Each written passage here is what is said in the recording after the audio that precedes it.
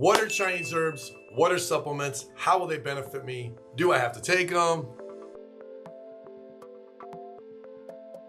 Great questions.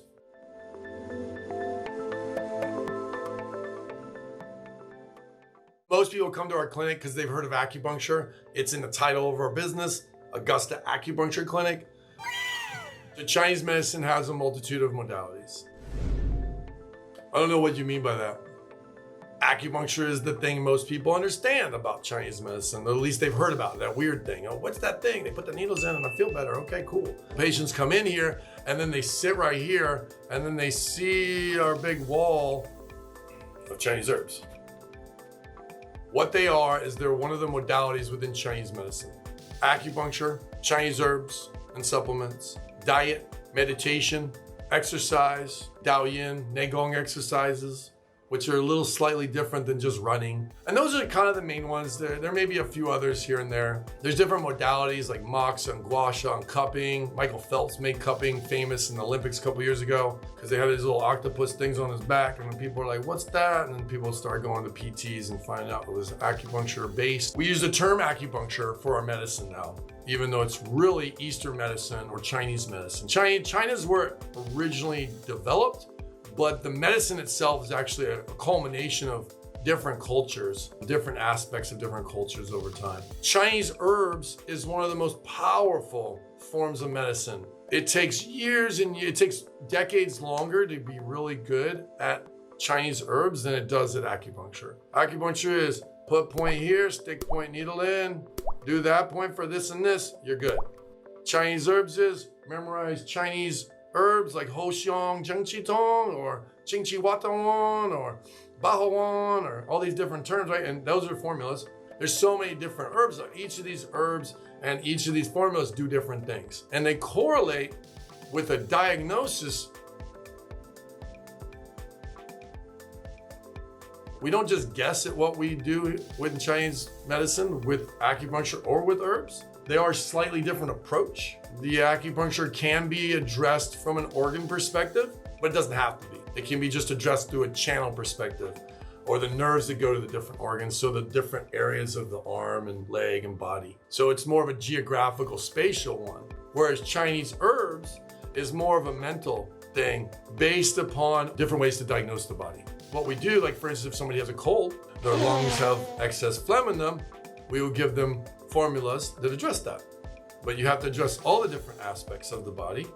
So it's very complicated. And so getting really good at it is hard. It takes time. Luckily, I've been doing this a couple decades. So take a sterile bottle here. We put the formula that's specific to you based on your diagnosis. And then you take it home. And it's got a little spoon in there. These are called granular herbs. They have many different styles. They have ones that are already in tinctures. They have ones that are raw herbs. So we're in the South here in Georgia. If I use raw herbs, it would cost a lot of money and they go bad really quick because it's too humid down here.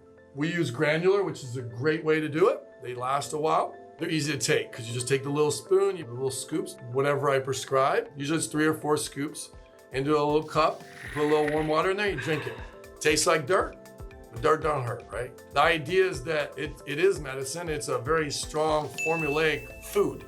The FDA classifies it as a supplement. It's not regulated under the DEA. You don't have to have a drug license to do it. You actually don't even have to be trained in it in most states. Here in Georgia, you do not. However, I am, and I am fully board certified in Chinese herbs, nationally certified. And then I'm constantly, studying the herbs, studying the formulas, and really assessing, because you have to kind of put it together like it's its own person, so to speak. Like you look at the person and you go, okay, these are the aspects, this is what I want to address, and you adapt it. Very similar to acupuncture.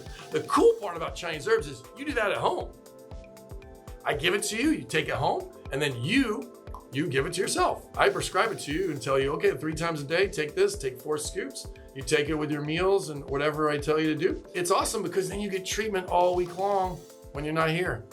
So say you're coming 2 to 3 times a week for acupuncture. Well, that leaves a big gap on the weekends. What if you need a boost during that time? Well, the Chinese herbs, that's what Chinese herbs. So coupling the Chinese herbs and the acupuncture, ooh, it's synergistic. Ooh, it's nice. It's lovely because we're addressing the body with acupuncture through the external, so through with the needles coming into the body.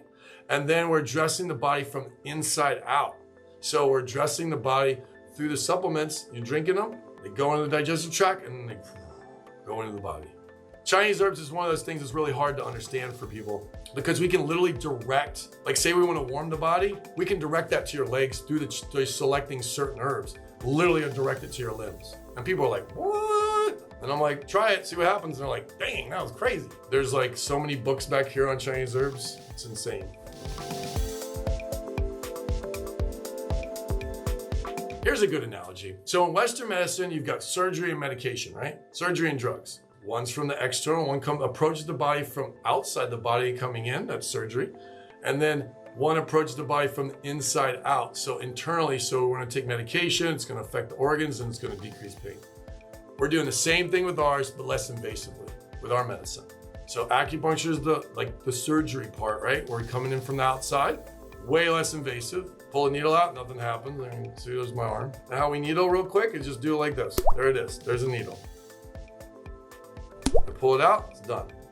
Okay. Medications are awesome for certain things. However, they're so specific. They're like laser beams, and they give those things to everybody. Headache, take this drug.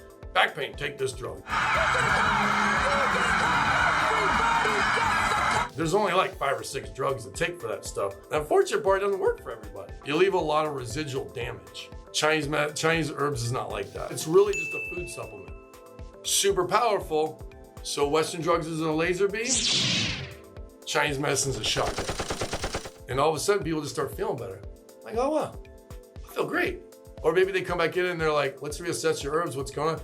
I feel great, except this one thing's happening. Oh, okay, we need to take this out, put this in.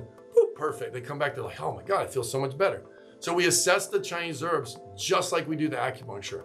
We tailor it, and then we come up with the best option for you as you're moving forward. And the next week goes by, we go, how were those herbs? We look at your pulse, we look at your tongue, and we go, okay, we need to make a few changes here. Maybe we're on par. Maybe we just have to make a little small one.